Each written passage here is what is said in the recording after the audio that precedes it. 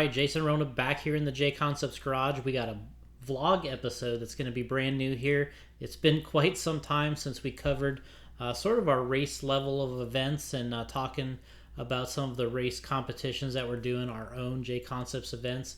We're here with Tyler Hooks. Tyler's been at several of these events. You know, we're not going to rewind all the way back to where we were last time, but we're going to kind of pick up at some most recent things that we've been at. So, Tyler, we made a trip up to Adrenaline RC. We went up to Virginia there. This is Hannah Hardison and her family's there, one of their track locations, and talked to us about kind of getting up there, going to this track at Adrenaline, and kind of the process. We fly into Reagan Airport there in DC, and coming back, we actually went by the White House and stuff. So, talk to us about kind of this trip. Yeah, I mean, aside from the RC racing aspect, the trip up to Winchester is it's really cool because you fly into DC, so you get to see all the monuments kind of when you're flying in, and then if you have some extra time, you have the opportunity to go see all of these really historic different areas, and then the drive out to either of their locations, Chantilly or Winchester, is really pretty. Obviously, we went out to Winchester; that's where their racetrack is. And yeah, the whole the whole trip is just nice. The area that's out there, the hotels, the accommodations, the downtown area, all the food, it's all really good. So off the track it was a phenomenal time, and then we kind of make that transition actually to getting to the facility, and nice indoor pitting, super smooth. You have power, you have air conditioning, all the stuff that you could kind of ask for, and then a covered track, so there's no chance to get rained out. And I think we had a fun weekend. Yeah, I mean, we arrived there. We got a brand new layout, courtesy Jacob Hardison, Lee Setzer, Seth, the family there. They got a new track in there for us, and we get there. Last year we learned that we could run smoothie twos or slicks on that track. It was something that we kind of learned in seating. This time we just kind of came with that program right off the bat. We went on the smoothie twos there.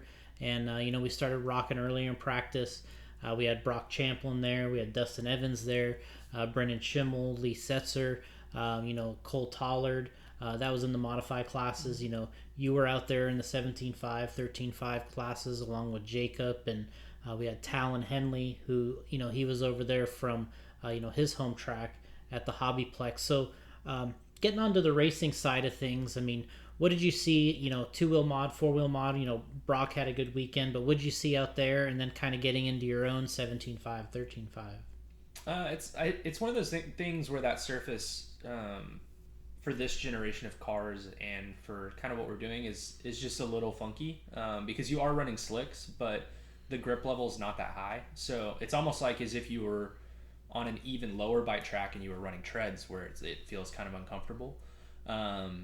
So there, you could see where a lot of kind of the old school racers were really good off the bat. Like Dustin came out swinging, starting and seating, kind of moving forward. But then it was kind of interesting just to see Brock adapt and honestly not really make that many setup changes or do anything super crazy, but just kind of figure it out. And then it seemed like the rest of the guys had their moments, but compared to those two, were honestly kind of on the back foot. And then in the stock classes, it was kind of similar. Like even Talon Henley comes from a really, really high bite, smooth track. So to see him have the pace and the speed that he did in stadium truck and two-wheel buggy kind of surprised me.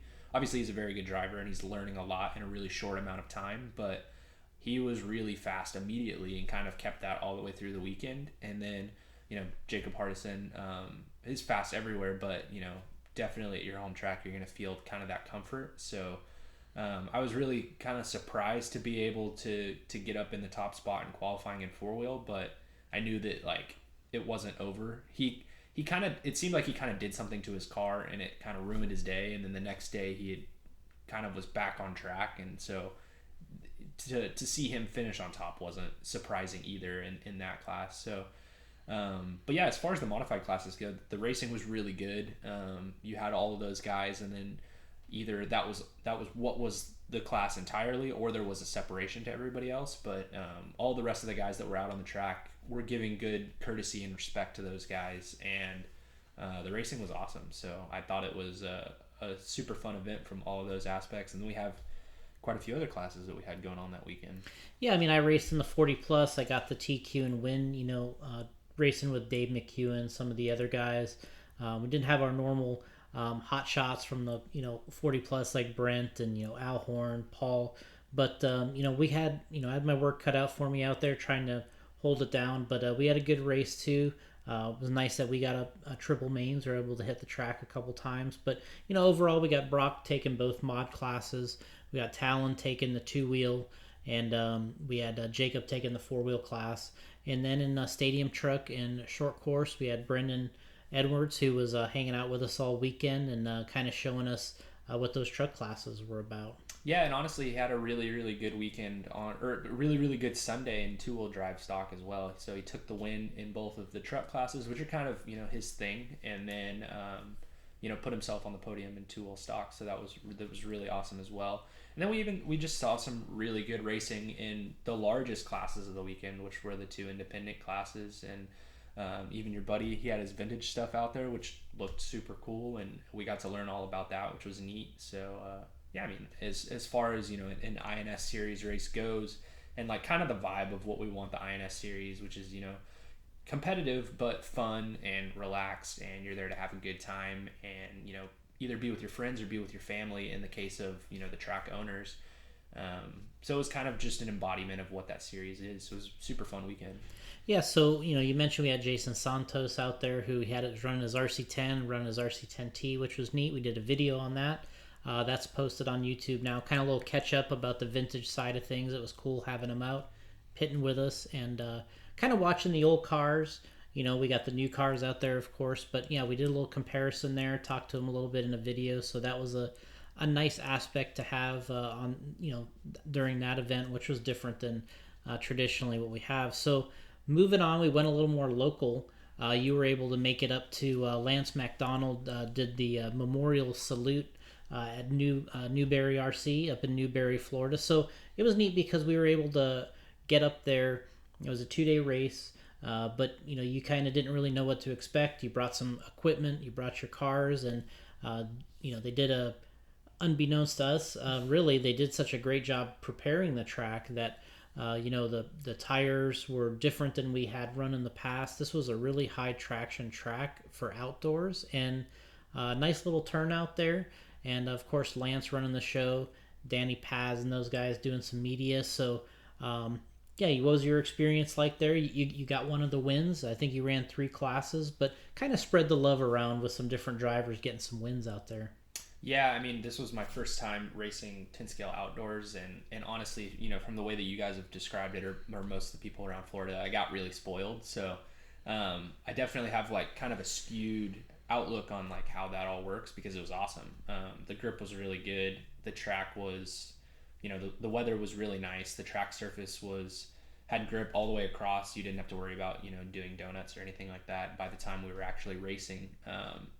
So yeah, we thought that it was going to be kind of loose and loamy, and it wasn't that at all. They did a phenomenal job.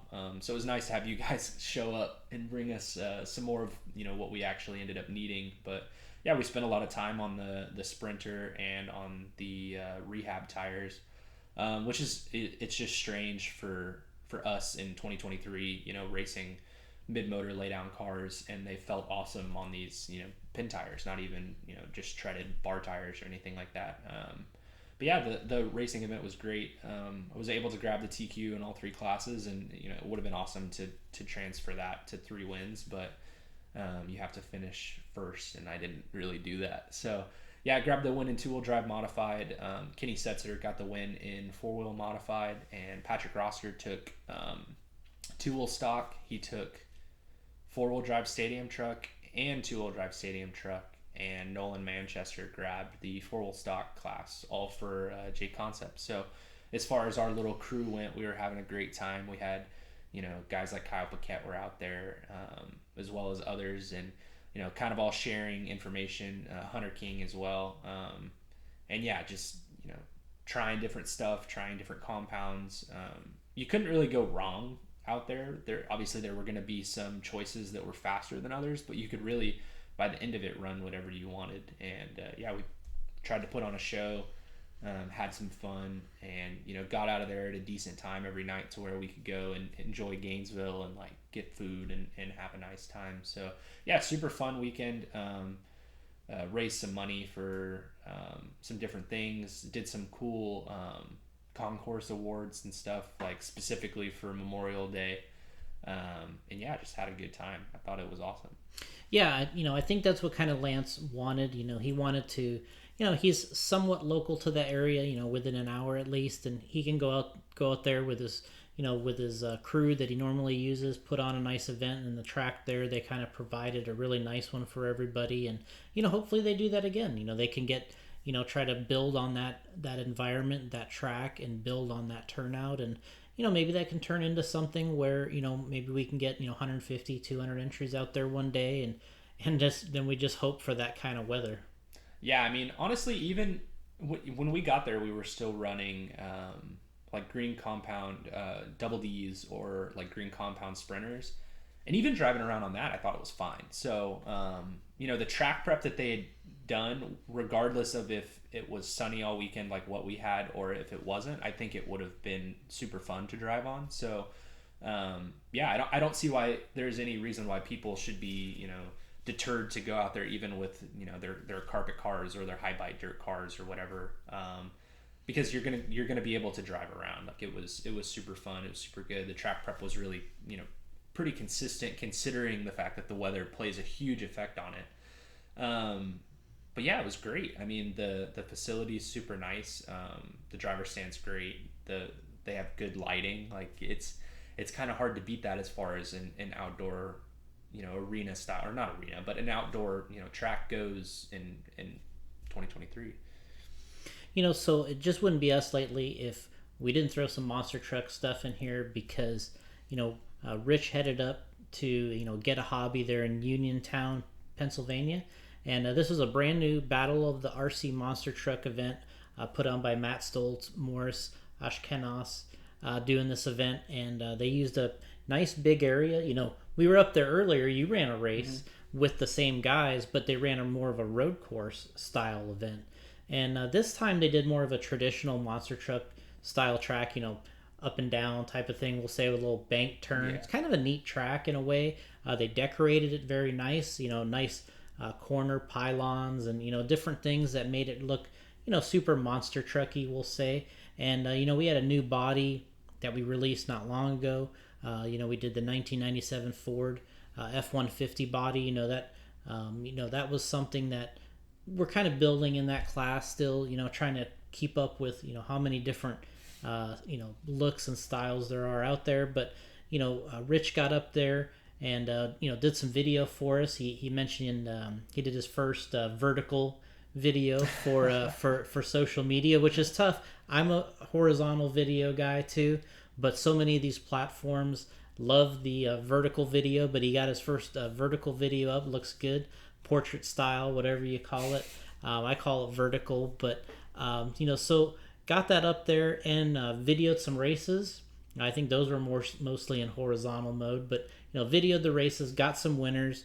I saw Matt Stoltz getting a big sweep again in the the retro monster truck class, which is always one of my favorites. But him getting the big sweep there, 1, 2, and 3. I know you sometimes look at these pictures and you're like, how did these guys get a sweep a podium? But when you can run multiple trucks in a class, the brackets work out. Sometimes you can eliminate everybody but yourself. So that was Matt's situation, getting down there for the sweep. We had Ryan Nyquist, you mentioned, winning in the pro and the ultra modified class, which I think pro mod's the one you always kind of win. That's like 2-wheel mod, right? And so he also got the ultra mod, which is kind of a new class that just, it looks a little more realistic with the shock placement, shock mounts and stuff. They run that up in RCMTC. I think the guys in New York run that class. Then we had Sierra Maimone, who running that tough truck, which we've run some 2-wheel tough truck classes in the past. Use like the Traxxas Stampede.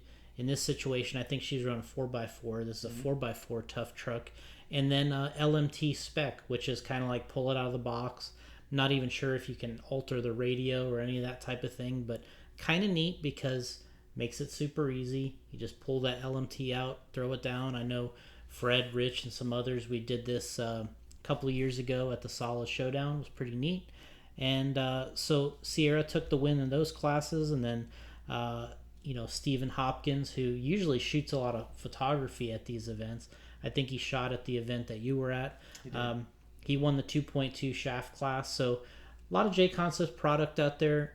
It's nice to get Rich up there, get some photos, get some of that vertical video that we can use. And it's kind of a fun atmosphere. We look forward to more of those events in the future.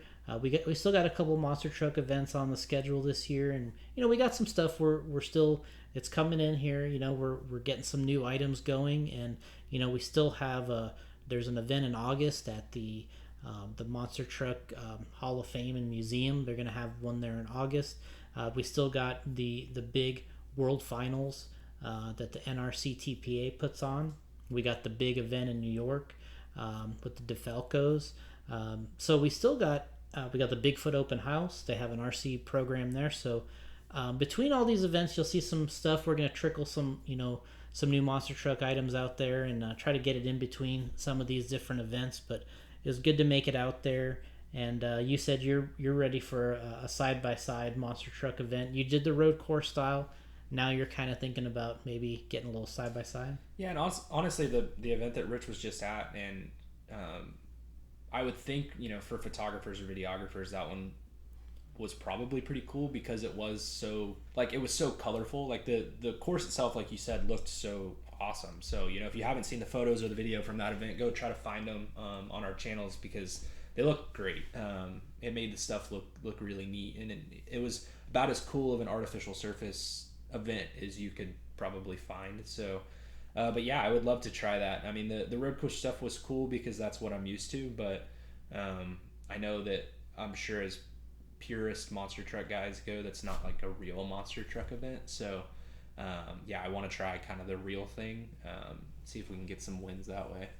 So we're going to move on to sort of the biggest, probably one of the biggest events of the year so far, Roar Nationals, Chico, California. It's been probably 3 years since we've been there to Chico at their facility, A-Main Hobbies, Silver Dollar Raceway. Facility built, maintained specifically for RC cars. It's a track, all year long. Driver stand, everyone always talks about the driver stand there being really nice, and you weren't there with us, but you watched all weekend long. You know what was going on, and you've been in these events many times, and it's a different kind of look compared to some of these other events because we have two classes. There's just 8 scale buggy and 8 scale truck, and everyone falls into one of those two, and it's the best of the best. Yeah, I mean, first off, as far as this event goes, our condolences go out to the Gillesh family and to the crew over there. I mean, Kevin was a huge reason why that place looked the way that it did and why the tracks were always so awesome. Like, when this is coming out, we will just have posted the main events. Hannah shot them all from that event, and the track is so epic. But obviously, like you said, the driver stand being incredible, and it's been incredible since we were there the last time in 2015, and all the events in between. And that was really, Kevin's thing was everybody having a great time and having some of the most epic drivable class or drivable tracks that we could possibly have. Like, that was his whole deal. So our condolences go out to them because, man, it just was such a bummer kind of waking up the week after literally this event that he was so excited about. But yeah, I mean, as far as the racing goes, and kind of from the start on, we were going to be treated to something that was really kind of wild. Like, the guys were going to have to drive so hard from the start to the end to be able to win or be in contention to win. That track being as high grip as it was, and just as big as it was, you were going to kind of have to be on it the entire time. You weren't going to be able to really relax if you wanted to win. And Dakota, kind of basically put that mindset into everybody. Like, if you want to beat me, you're going to have to drive 100% for 45 minutes in the case of truck, or an hour for the case of buggy. And yeah, I mean, you were either going to have to do that or you were going to have to hope that something happened. And we kind of saw both of those things. And Truggy, unfortunately, he had a little bit of trouble at the end of the race. And, you know, as we heard Ryan say in his interviews, he put himself in a position to take advantage if something were to happen. You know, it's like we hear all the time, to finish first you must finish. And yeah, he put himself in the position to run the pace that he was willing to run and do what he was willing to do the entire time. Which, you know, for a lot of I feel like for a lot of racers out there, that's all you can do. You know, you can only go so fast. There's always going to be somebody faster at your local track or a regional race or whatever. So you can only do what you can do, and sometimes it works and sometimes it doesn't. And in this situation for Ryan, it worked out great. And then moving in a nitro buggy, we just saw kind of one of the more impressive drives from Dakota to just, you know, basically have that main event completely in his hands.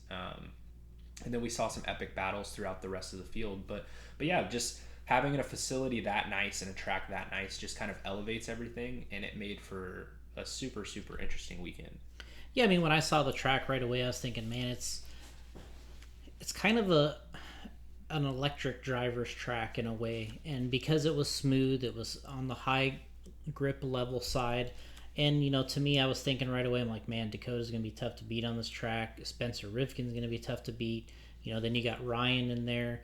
You got, you know, guys that kind of know how to wheel all these different scales with this precision. And you talked about Kevin Jellick, but he's sort of the master at building these tracks with jumps on corners. Mm-hmm. And he has a way of positioning these jumps going back to, you know, I want to say when Ryan went to one of the first E-Nationals at NorCal Hobbies, I want to say it was 2010, somewhere around there, 2009, 2010.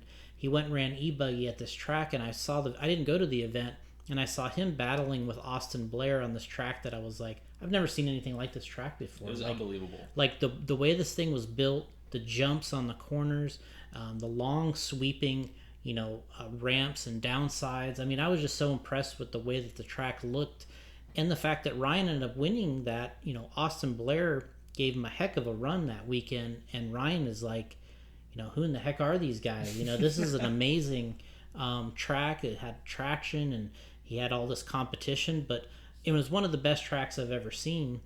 And, you know, then throughout time, we've been there another time for a 10-scale nationals, but Kevin has this knack for building these tracks that just drive so well. And that's what you see with this layout is, you know, something that just really drives. You kind of have to have the mind of a driver, which he was a heck of a wheel running all these different cars. But, you know, he had that knack to build these tracks. And when I saw that combined with the traction, I'm like, oh man, this is like Dakota and Spencer and Mayfield playground here. But another guy that kind of stepped up was, you know, Jared Tipo. He had a good weekend, being right there in the mix. And Truggy, he was kind of in the mix in the you know, also in the buggy class. Ty Tessman, he was in the mix, which he was another great 10-scale driver, worlds before. And, you know, so you can kind of see what that track kind of brought out of certain drivers. And we had a couple surprises. Adam Drake going full pull 10-minute runs in qualifying, putting himself in the semi directly, and then bumping out of the semi, doing 2 pit stops right into the A final for 60 minutes. So your buddy Jared Wiggins throwing it in there. I want to say that might be his first A-Main at Aurora Nationals. First A-Main appearance in Nitro Buggy for sure. So yeah, he had a great weekend. And then we had sort of the under 15 class. We had a kind of a, not really a surprise, but kind of an emerging great racer that came out and ran his first nationals, first plane trip, and then he did so well in that class. Yeah, Jonah Wilson had a great weekend. It's somebody that, you know, racing a lot of these East Coast races, somebody that I've spent a little bit of time with in the track as he continues to improve and get better. He's an awesome driver. He had some good results like at events like the North Georgia Shootout and stuff like that, and Peach State Classic. And so we've seen him at different places. He's kind of like a Tennessee racer, but yeah, he really stepped up and showed out at the Aurora Nationals. You know, making it to the semifinal is something that there's not a lot of people in the nation can say that they've ever even been able to do. And and then going out there for the 15 and under race, which absolutely had no slouches. Caden Fuller was extremely fast, and so was Fee, and Jonah was able to put it on top in that one as well. So, he not only did he make the semifinal as well, but he showed that he deserved to be there. He was, I want to say, only 2 spots out of the main final. So that's an incredible accomplishment. And yeah, he's a great kid. He's pretty quiet. But yeah, he's got a lot of talent and a bright future if he wants to, keep up at that level. So overall, we got Ryan Mayfield taking the win in the Nitro Truck class because, he was in there the whole race. He was battling with Dakota. Dakota pulled a little bit of a lead, had an issue in the pit, came out. Then something was kind of mechanically going wrong with Dakota. He was holding these guys off. But in the end, Ryan got around him, which I thought was the most critical time because, if Dakota's truck was malfunctioning there and he was still blocking for the lead. He's like, I'm going to hold this off. And I'm thinking, man, he might be able to hold him off. But Ryan finally found a spot, got around him clean. But if he hits, they tangle, Ryan goes upside down. It could have been Jared or, another one of these drivers that snuck in there and could have, stolen the win. But, Ryan was patient. He got around Dakota there. And then Dakota played another little blocking role. Didn't perfectly work out. He still got third. But, he did a heck of a job holding these guys off with the truck that was kind of, letting them down there in the last few minutes. But, Ryan got the win. I think that's his, the way we count it, 28 Roar National titles. That's his 7th one in Truggy. He's obviously pretty good in that class. And obviously Dakota, he's in the 20s on the Roar National Championships. With him winning Buggy, he kind of ran away with the 60-minute main. And, we're on the harder compound tires, the Aquas. We dipped into some Y2s, stuff we've had around. We brought to the Worlds and stuff like this. We don't normally run these harder tires, but, stuff we had around. And we made use of our Aqua that were, the A2 compound. We had some A1 compound. We used some yellow stuff. And, we just, kind of spread the love around with all these different tires on that hard packed track. And, we were mowing through tires pretty good out there. But, you can see in the pictures, they were bald at the end on Buggy. But, we kind of planned it like that. We didn't run a tire that was going to last forever and not give us speed. We ran the fast tire. But you can look at Dakota's lap times. He was fast from the beginning all the way to the end. And running down there in the low 36 range, I think, which was, the fast laps. And he really put it on those guys. Ryan getting that techno in second. And, then Spencer getting third. Ty had a problem there at the end. He hit another car when they were lapping, broke his car. Otherwise, he would have been in the top 3. But, yeah, we went 1, 2, 3 there.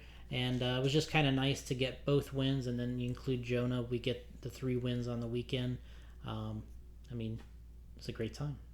Yeah, it's one of those things where, obviously everybody's been working really hard behind the scenes. All the people back at the office have at least some awareness of what's going on. So it's cool to see that type of stuff and be able to come in on Monday and, tell everybody that that's what happened. And it's cool for everyone, I think. So, it's like having the ability to have the guys go 1, 2, 3 is just so impressive because there are, a lot of different companies and things that are putting out great products, and we just have such a good team of drivers that all have been working really well together. And then we do just have this, diverse compounds and options for these guys to be able to run what they want to run. And yeah, it worked out great.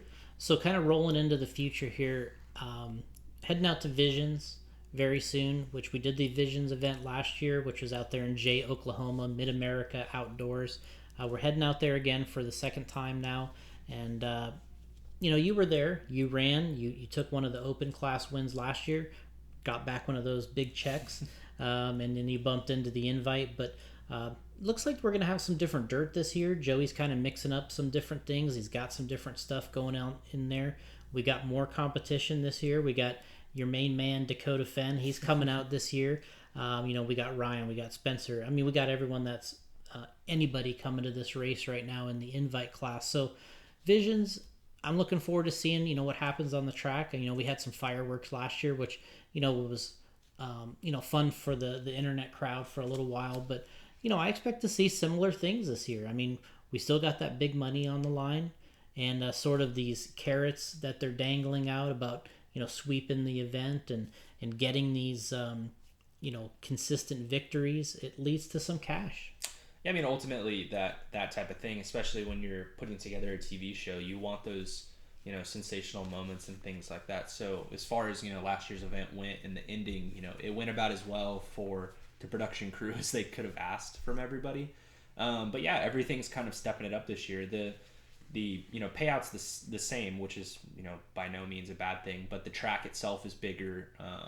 The driver stand there was awesome, but I think that it might even be a little bit bigger. The pit area was nice, and then as far as the actual place goes for the weekend, the quality of events that they have for everybody else that's showing up is stepped up. They have a lot of different things going on, whether it's off-road truck racing or whatever, freestyle competitions. So there's a little bit of something for everybody. But yeah, all of the aspects of the RC event are even kind of to the nth degree of where they were last year. And like you said, the dirt's going to be better, more improved. We've even, at this point, when we're filming this, seen a couple of photos of the track. It looks great, obviously larger. So yeah, it's going to be a great event. So then you're going to move out. You're going to go over to the our NCTS, which is going to be at Northwest Hobbies, Albany, Oregon over there. And, this is another carpet national event. We got a carpet car here in front of us. It's like one moment you're monster trucking, the next moment you're outdoor Florida racing. Now you got to go carpet racing again, take a different set of cars, go over there. Looks like we're gonna have Brock Champlin over there, Dustin Evans, a good little group, and plus we got the that Northwest crew, which they're kind of specialized in carpet now. Yeah, those guys, they have a lot of options over there, whether it's Die Hard or PDX or HRCR or Northwest, like we're going to. There's a lot of tracks in this little area, and they're all carpet or turf. So yeah, those guys they also seem super excited to have a race that's on our series, and to have some of us go up there. So yeah, like you said, Dustin's going up there, Brock's going up there, Sammy Moran, we're gonna get a killer sighting. And yeah, we plan on having a great time. And then you're going to be, heading out. There's a couple other events, one that we did a little bit of a delay on from earlier in the year. We did the Spring Dirt Oval Nationals, which originally it was back in the spring. We had some weather concerns. Now it's going to be a little more in the summer, but we're still going with that spring name. That's how it is. We're going to be at Kyle Layton's track there. Talk to us about now switching gears again. Now you're going to go to Dirt Oval and run some dirt oval racing with some great racers from that area. Kyle's track, who everyone's loving this facility. So talk to us about getting out there. Everybody who's raced at Kyle's track, as long as the weather is good, they're like, this track is the best for dirt oval, or one of the best. Another outdoor facility. And yeah, gonna be super fun. It's we had the spring date, which was gonna be hit or miss with rain, and unfortunately it rained, but it's looking like even more people are going to be able to show up for our makeup date, which is in July. And yeah, we're planning on doing some cool dirt oval centric projects here in the future. So we're hoping we'll be able to show you guys some stuff soon that we're pretty excited about. But yeah, that event's going to be great. I'm excited to head up there, and I think a lot of our team drivers that race dirt oval are pretty excited to get up there too. So and then in around the same area, we can put them whatever location we want. But we got the Summer Indoor Nationals, which that's back at one of our favorite tracks, Hobbyplex. The other the first Hobbyplex, I guess. Yeah, there's multiple Hobbyplexes, but we got the one in Omaha, Nebraska. Alex Sturgeon runs there, and super big indoor dirt off-road track. This is the one everybody gets to. The driver stand's so tall, the track is so big, and but it's always one of the probably more well-attended events we'll do. They always get good turnouts there, and of course you're going to be out there representing. We're going to have several of our pro-end drivers there doing their thing. But what are you kind of expecting rolling in there to the Hobbyplex and setting up on the big track? Man, I mean, rolling into the Hobbyplex, I've been there a couple of different times to run 10 scale and 8 scale. And it's always awesome. The pit area is great. The hobby shop's huge.